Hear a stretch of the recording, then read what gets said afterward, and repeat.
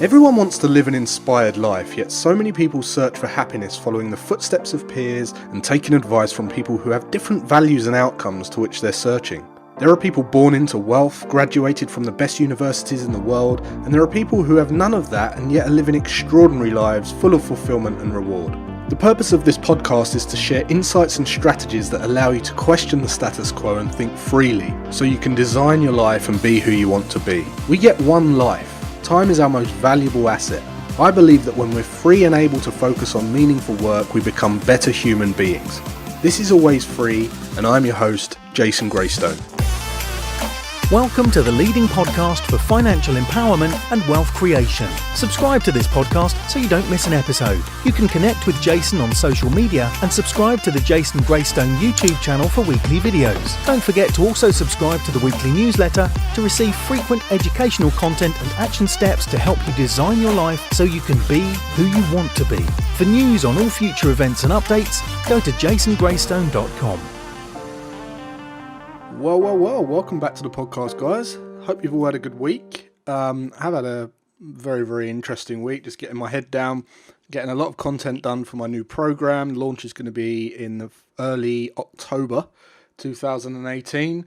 And if you are interested in growing your wealth, becoming empowered around your finances, and building sustainable wealth and a level of financial independence that you've kind of dreamed of, this program is going to be unmissable, so keep an eye out for that. Keep signed up to the newsletter.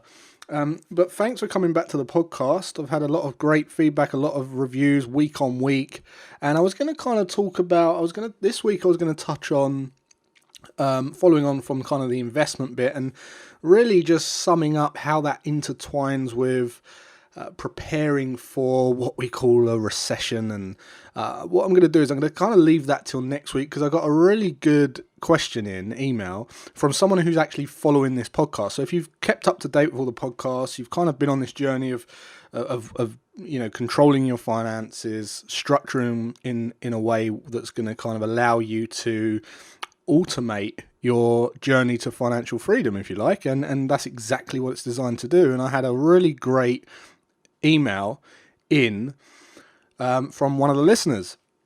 So first of all, I want to kind of start off by reading you the question in the email. I'm going to read the email out, and then I'm going to kind of give you my views and my thoughts and my answers on the email. So here goes. The question was, or the email said this: Hi Jason, I read your newsletter on accountability and I loved it. I'm in the middle of starting a business and these emails really help me to stay focused and on track. I've had to stop doing some of the things I was doing, like going out every weekend and spending money on luxuries, but I've never been so driven and excited in my life. So obviously in my previous podcast, I've mentioned about how I had to kind of sacrifice all that kind of stuff when I was a bit younger as well. And just by kind of getting that belief transference from this podcast and from the newsletters, this particular person's doing the same and they're feeling good about themselves. So they went on to say, last week, I went out for a networking event and in the evening, and I posted a picture on social media of the event. And one of my friends messaged me saying, clearly you went out last night. I thought you just stayed in now. And they said, the tone of the message screamed to me that they were being funny, and I could tell they didn't have my best intention at heart. The next day, they said, you should enjoy life whilst you're young. So they said, why is it that people act this way? Why can't people just be happy for the ones that want to do better for themselves? Should I make time for my friends whilst trying to get my business off the ground? I'm not so sure I can juggle both at the moment. So that is got to be a very common question, a very common challenge where someone decides to go and work on themselves, whether that be getting their finances in order, growing their wealth, building a business, getting fit even. I've spoken about that on the podcast as well. And it's very common. And I've spoken about it many times before. In fact, I remember specifically in, I think it was newsletter 3, very early on, I've spoken about kind of humans not wanting to feel inadequate and when you're striving to do more. And I also spoke about that in a podcast. I think it was number 4, maybe, and or number 6. And it was kind of, the title was kind of along the lines of, people don't want you to succeed or something like that. And when you're starting a business or launching a new product or learning a new skill, whatever it is, it requires maximum force to get it off the ground. It's a bit like a rocket. It's a bit like a rocket ship. And when you're in this situation of building something, the likeness is, if you're building a business, you're doing something that's going to help others. You're going to serve the economy or the marketplace in a way that's going to allow you to generate potentially life-changing income for you and your family, and you're going to be helping others at the same time. So my answer is to this kind of predicament is always be selfish first. And I know that here's where people are going to be like, oh, what do you mean be selfish? I've always been told to be not selfish or put others first. So bear with me, because I 100% believe that having a wealthy life is about being able to experience life to the fullest whilst being in a position to help and support family, friends, community, and whoever else you choose to, right? And people make the mistake of being far too altruistic, very, very overly giving before they're in a position to do so. I've seen people literally trying to set up charities or non-profit organisations when they can barely afford to pay their own bills. And it's usually the same people that when you speak to them, they've got this kind of extreme view against any kind of narcissistic tendencies, any narcissism at all. They're like, no, you must give before you receive, you must put others first. Now, most of the time, people believe that it's better to give than to receive. It's just kind of what we've been told, and a lot of the time, it's indoctrinated through, our parents, our grandparents, maybe religions. You must give before you receive. It's kind of shunned upon to put yourself first.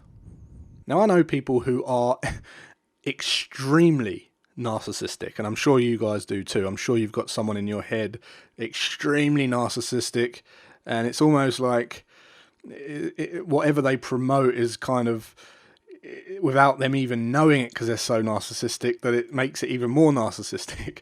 And I know people who are overly altruistic. They're always putting other people first. But the thing is, both extremes can be destructive or lead to an unempowered life. Both of them. Both of those. If you're overly narcissistic, you'll have a destructive and unempowered life. And if you're overly altruistic, you'll have a destructive and unempowered life. The key is always to have the balance between the two, but you definitely need the two. And I actually believe that when you're in the early stages of self-development, or you're building a business, or you're growing your wealth, you have to be more narcissistic in the early stages. And then what that does, it allows you to be more selfless down the line. I've seen the most narcissistic people turn out to be the most giving philanthropists I've ever met. And on the same hand, I've seen the most giving people turn out to be very selfish in terms of what they can offer to the world and who they can support, and whether they can provide for their family or their community or their friends. And in fact, I'll give you an example, but before I do that, I'll just explain what I mean by the extreme traits. So someone who's extremely narcissistic, that person is always out for themselves. They want to get the money, get the attention, get the fame, get the fortune, and it's all about them, right? Now, the problem with the extreme narcissist is they spend so much time focusing on them that they don't serve other people. And although they want to chase the money and the fame, they're usually neglecting of others, and they're unable to attract real wealth because they're not serving other people. They just, they discard other people's opinions. They're not really looking at the marketplace. They're not looking at other people. They're not taking into consideration other people's feelings and needs and wants. And because they're so narcissistic, the thing that they're chasing, they're unable to get. Extreme narcissistic people have a problem obtaining what they set out for because the spotlight is always on them. And they find it very, very hard to serve the marketplace in any way whatsoever. And when they do, they will always go on about the results that they got, not a client. You'll never see a testimonial. You'll never see something that they've served someone, and you'll never see anyone talking about them in a good way. So, and the funny thing is, if there's any narcissistic people listening to this, you won't even know that you are one because you're so narcissistic. So even that description, if you are one, you won't even know you are. You'll be going, yep, I totally agree. And you won't even know that you're that person.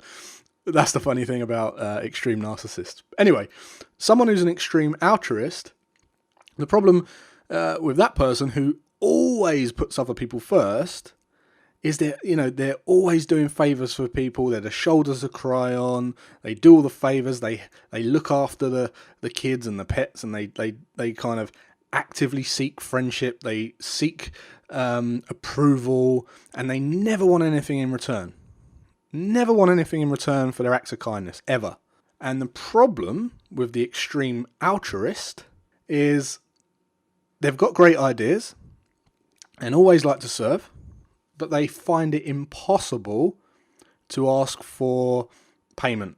They never have fair exchange. There's never a fair exchange going on. They struggle massively in business because even when they've got a great business idea, they fail to act on it because they cannot imagine anyone would want to pay for something that they create. And they're also useless at asking for the sale. There's a lot of people that don't like sales, but overly altruistic people, they don't even think they're worthy of the sale. So they're the kind of ones where their business is last as long as the freebies that they give away. and then it's game over. They'll do it for friends. Oh, you can have it for free. Blah, blah, blah, blah, blah. And, a bit like kind of vets. If you think, I see people get upset when they take their dog to the vet and they go, oh, but if they love animals, they should just do it for free. If they really love animals, not charge me this. Wrong. If you really, really love animals and you really care about animals, they're not the people that own the vets. They're the people that work at the vets.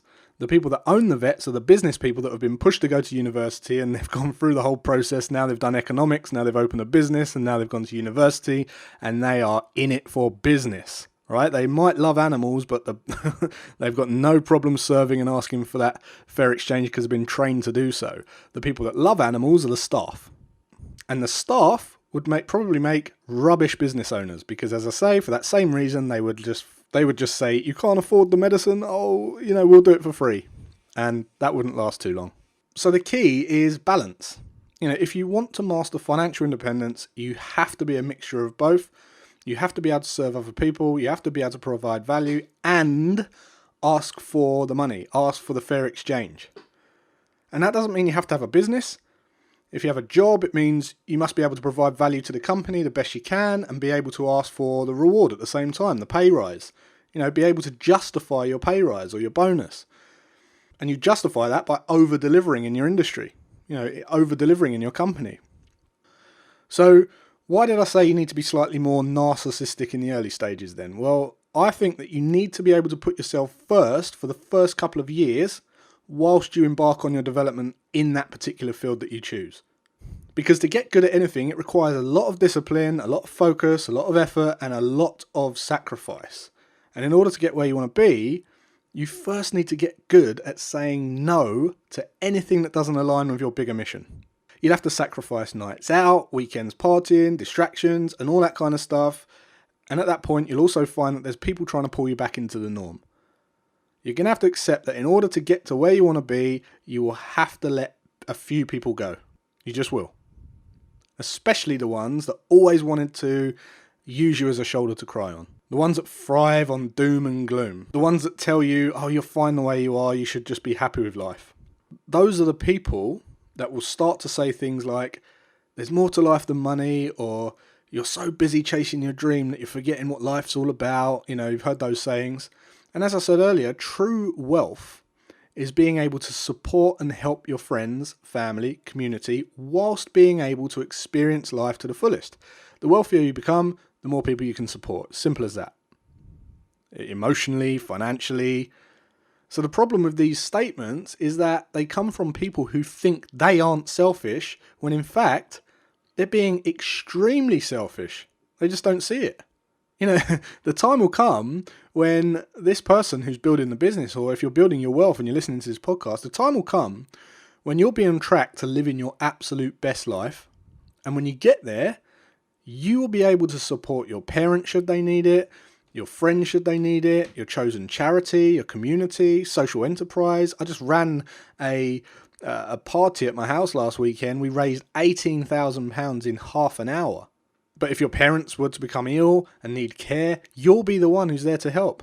If your family member needs financial support, you'll be there. If you decide to raise children, you'll be in the best position to support them mentally and financially. And if you decide to raise money for a charity like I did, you'll be able to make a much bigger difference. The people who said you were being selfish will then be the ones who have nothing to offer.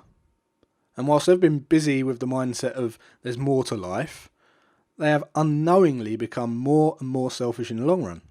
The people who say you're being selfish will have a real hard time soon when they witness you, right, being able to serve more people, help more people, provide more people. They might even cringe because, you know, maybe you're related and a family member becomes ill and you can support them and they can't. So I get that it's difficult, and it can be difficult to say no.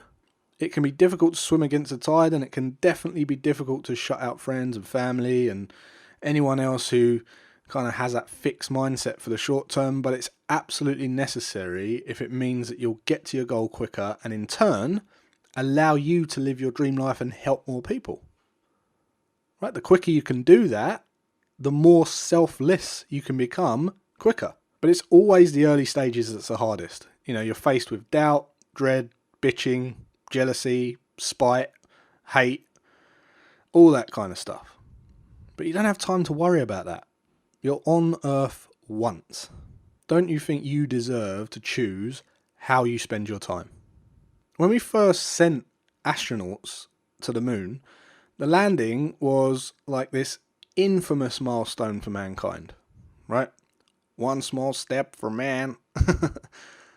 But the landing wasn't the hardest part. In fact, the whole journey on the way to the moon was a breeze compared to the takeoff. In order to make history, the hardest thing to do was to accelerate past the pull of gravity. The force, the effort, the power required to break that atmosphere was the most exhaustive part of that rocket's journey. And although that gravitational force is the thing that kept that astronaut's safe world in order, they knew that to achieve their mission, they had to surpass that barrier of comfort, if you like, and once they did, the rest was free sailing. So just to kind of summarize, you know, if anyone tries to tell you that because what you've told them isn't what they've heard, and they think you've lost your mind and they think you've lost your marbles, it's only doubt on their part.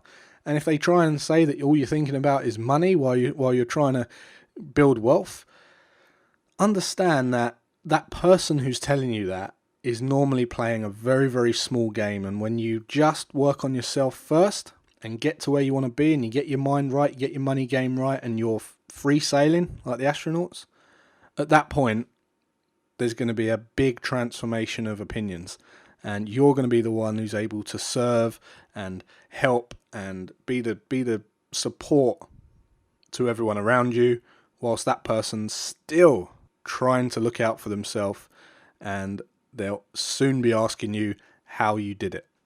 So that's really it for this week. I do want to mention one other thing. I featured on a podcast called The Leadership Vaccine, and I spoke about leadership, money, and how it helps you as a leader. So if you haven't listened to The Leadership Vaccine, please go over to The Leadership Vaccine on iTunes. Give it a little rating, because that's going to put me into a new audience, and I'd love it if you can go and give it a listen. Let me know what you think of that. I speak about things that I haven't really touched on in this podcast, so I'd love you to go and listen to that. Give it a little rating and a review as well. Help boost that podcast so that I can reach a broader audience, get this message out to as many people as possible. And lastly, this week, if you're listening to this in August 2019, we've got a big trading event on this week online, 19th, 20th, 21st and 22nd, and it's free to attend. You just need to go to tier1trading.com/trading-edge, and I'll see you guys there. So until then, have a great rest of your day and weekend, and I'll see you then.